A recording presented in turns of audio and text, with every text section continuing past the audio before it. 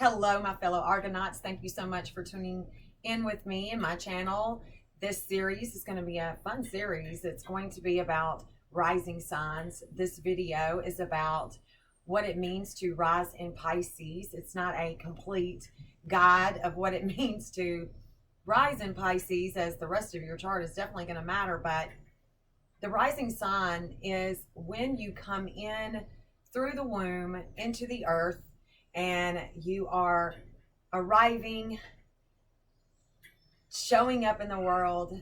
There is a time that takes place and that's recorded, and that recording of time has your rising sign, and it begins with that time.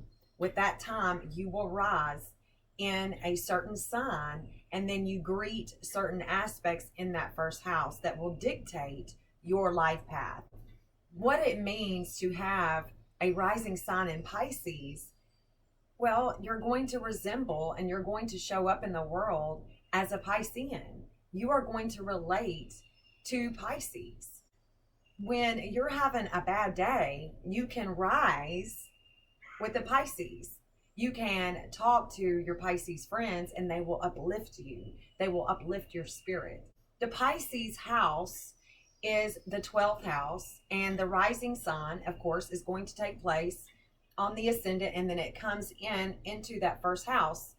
You may be a Pisces rising and then have the rest of your first house be all Aries. Your life path is still going to be a Pisces. You're just going to have a lot of action with that first house, all those aspects there. So a Pisces rising is rising with a mysticism. You know, the Pisces house is the 12th house.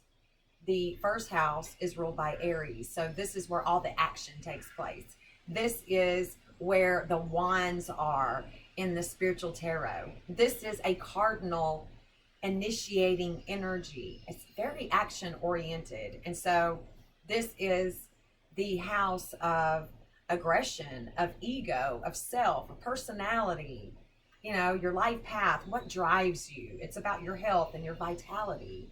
And so there are so many ways that we as astrologers look into a chart, and definitely the rising sign is going to tell us a lot about that personality that we are working with. So the Ram, the I am, is an initiating energy. And so when we bring Pisces, that Neptunian Jupiter energy, into the Piscean house of the first house, it's going to dictate a life path that is going to be sacrificial. You're going to be quiet. You're not going to be very talkative, unless you're a Gemini. You are not going to understand why other people aren't as mystical as you, why they don't have intuition like you do. You're not going to understand things on a worldly level, especially early on in life. It's going to take you a while. It can produce escapism. You like to escape, and your escapism is going to coincide with the first house aspects that you have there. Let's say you rise in Pisces, but your first aspect is Jupiter. You're going to be a preacher, a philosophical leader. You're going to want to go really high with the mental exploration. You know, it's going to expand this godly nature, this mystical nature that you have. The Neptunian energy is about hospitals, prisons, giving of charity. It is the awakening gift of prophecy. It rules the immune system. I mean, you know, it is all about the emotional, expressive, oceanic dissolver. It dissolves things that are hidden, things that you have kept hidden in a previous lifetime. These are things that you are going to work out on your life path in this life. There's an illusion when it comes to the Piscean nature. They are deluded in their own fantasies, in their own little dream world. You know, it's the Piscean wants to be at one with everyone, with God. And so if you rise with Pisces, you are going to show up in the world like a Pisces does. If you have friends that are Pisces, that's a good thing. Because when you need someone and you need elevation, your Piscean friends will definitely help you out. Let's say that you rise in Pisces with Venus. You will have an artistic expression about you that is about beauty, possessions, photography, anything with the creative arts. Let's say you rise in Pisces with Mercury. You may be one of those that leads the choir in church. You may be one of those people that writes books about God. You know, because Mercury rules the third house of communications and siblings, this higher mind. Let's say you rise with the moon in Pisces. I mean, you're going to be extra intuitive. You're going to be very, very reflective and receptive when it comes to home, your mom. Chiron in Pisces. You're going to have a lot of strong karma to work out in this lifetime. Your wound is going to be healed through God. It's the same with Saturn in Pisces. A lot of strong karma will be worked out in this lifetime, and it will have to do with the government, with your father, with your mother, with God, with authority. The Neptune energy is about hospitals and prisons too, so your life path could be in a hospital or a prison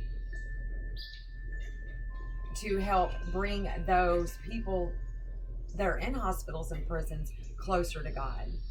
You know, Pisces is a mutable sign, so the mutability that a Piscean has, they can fit in with different groups, with different types of people. They love everybody, and they feel everything on an intuitive level. There's not much you can get away with a Pisces.